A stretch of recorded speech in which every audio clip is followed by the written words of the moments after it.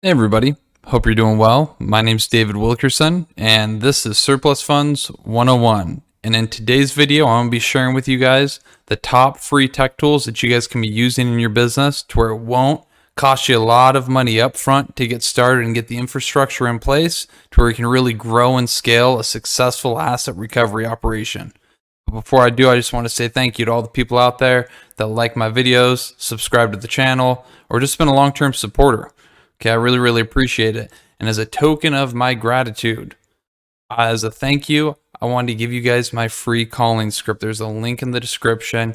You can just put your information in, and then it automatically sends you an email with the download link. It's yours for free.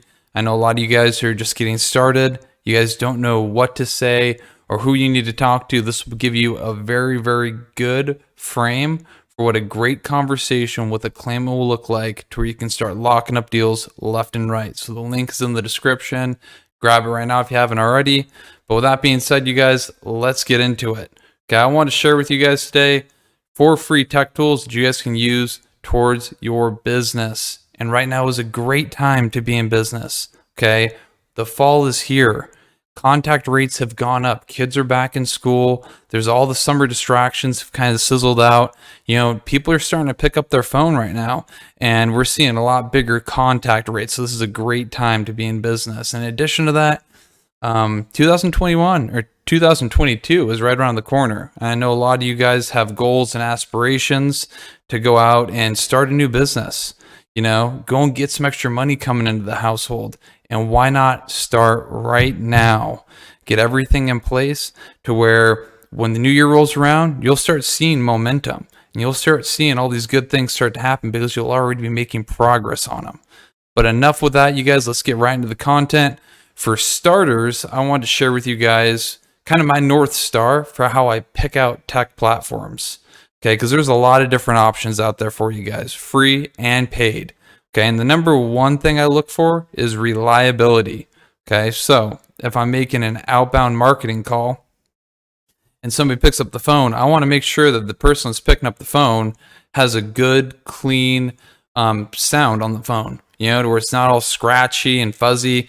You know, I want to make sure that if I'm in my CRM and I'm updating a customer profile, you know, whatever I type in there and click save, it saves. I want to make sure it's reliable. I will spend more money for reliability than I will anything else. So that's the number one thing. Second thing is how user friendly is it? Okay. Me, myself, I'm kind of like a caveman in my own body, you know, like stick, chicken, bash, grill, eat, like 1, 2, 3. I want to make sure that it's really easy for me to learn, easy for me to use, and easy for me to train all the virtual assistants on. So second thing is how user friendly is the platform. And third thing is the value over the price.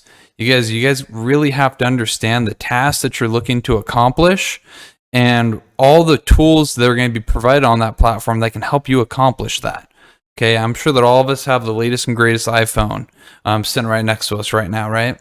Well, when you go into the Apple store, they're going to tell you about the new iPhone, and it has like this updated camera. It has all these other new techie apps included and yada, right? You take the phone home and you never end up using it. Like you paid for something that you didn't really need. And so you really have to understand from start to finish everything that's included in a successful transaction and all of the different key features that are going to facilitate that without having to overpay for anything. Okay, so those are my 3 things. But the very first thing you guys are going to need is a CRM. Okay, HubSpot or Salesforce is what I've found to be the easiest for most people. Okay, I use HubSpot. I have the upgraded version of it, but both of these two, they have free versions. So if you're just getting started, you can get the free version, figure out the platform, and then kind of scale out from there. But if you guys are brand new, what a CRM is a customer relationship software. It's a place to store and organize all your customer information.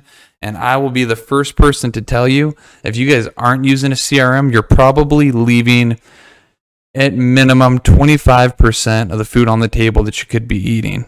Okay, having a place where all your data is organized is going to save you so much time than trying to keep everything on sticky notes.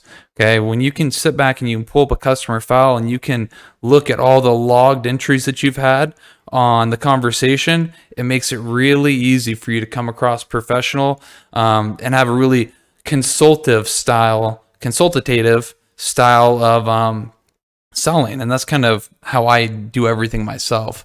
But one of the reasons why I like it again is the platform interface. It's extremely user friendly and easy to use. Like I said, both of them have a free version that'll work fine until you start to grow and scale, and a couple deal checks have came in and you guys want to go and invest into your business. But simply put, you guys, the more people you have in your CRM, the more money you'll make. Okay, that's a statement that you guys can brew upon the rest of the afternoon. But the bigger your CRM is, the more money you're going to make. If you don't have one, you're leaving money on the table. This is a free option for that. Go and take advantage of it. Second thing, it's Google Voice. Okay, what Google Voice is, it's a free digital telephone service for all your outbound prospecting needs.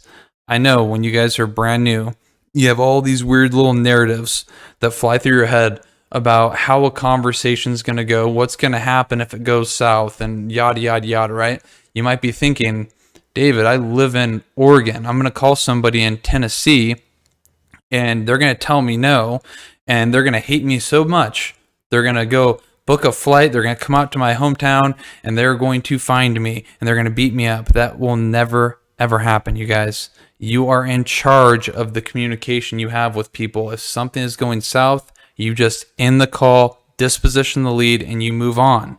Now, with that being said, okay, I don't want all of the people that I work with to have my personal cell phone number. Okay, I want on a Saturday afternoon, if a number pops up on my phone, be like, oh, that's just Google Voice. If it's Google Voice, it's probably a claimant that I was talking to, and they can wait until Monday morning.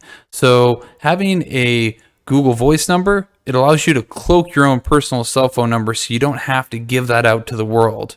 Okay, this is free. It takes 5 minutes to do. I don't think there's a cap on how many different Google Voice numbers you can have on your account.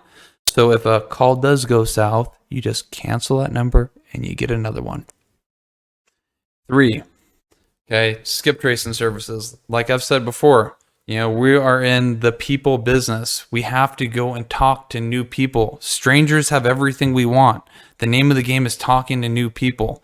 Well, when you go get your leads from these cities and states that you're going to work in, they're just going to hand you the data. They're going to say, oh, this person's name is Chaz Wright.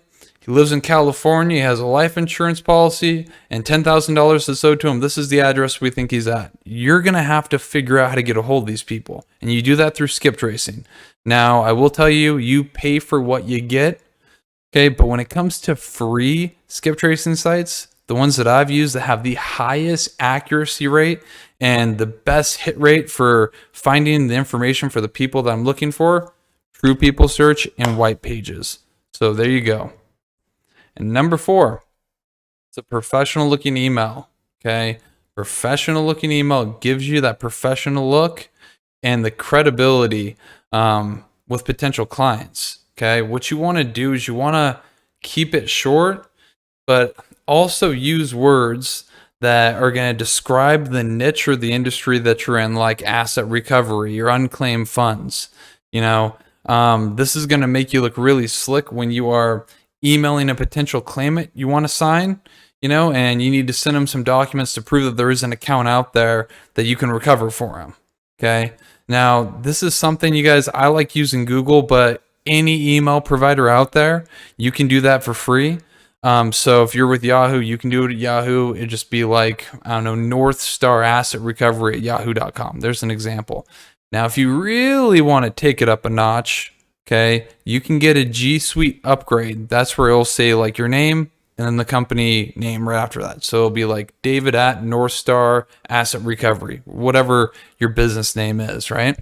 Now, that is an upgrade. It's $12 a month, and I highly recommend it. It's $12 a month per person. I have like 8 different seats that are in my profile, so I spend a lot on that. And then another little tip is when you're doing all this, go out to GoDaddy and secure all the domain names and digital assets that you can that are neck and neck with whatever name you've chosen. Now, it's going to be like $12 a year for a domain name. I know David's telling me to spend money. What am I going to have to do? And that's like the biggest problem I've seen with entrepreneurs over the past decade of working with them. You know, like they have no problem going out to the club and buying 10 shots of tequila at $15 a pop, right? 150 bucks. But when I tell them they need to spend $10 a year on a domain name, they they act like I'm trying to take the last penny out of their fucking bank account, and it's ridiculous. You guys, like, as an entrepreneur, you have to get very good at cutting a check so you can cut in line. But regardless, you guys, these are the top 4 things that I think everybody can do right away. You know, it's going to really give you an edge, and it's going to cut down on some of your operating costs. But with that being said, you guys, that's all I got. Take care. Have a great day.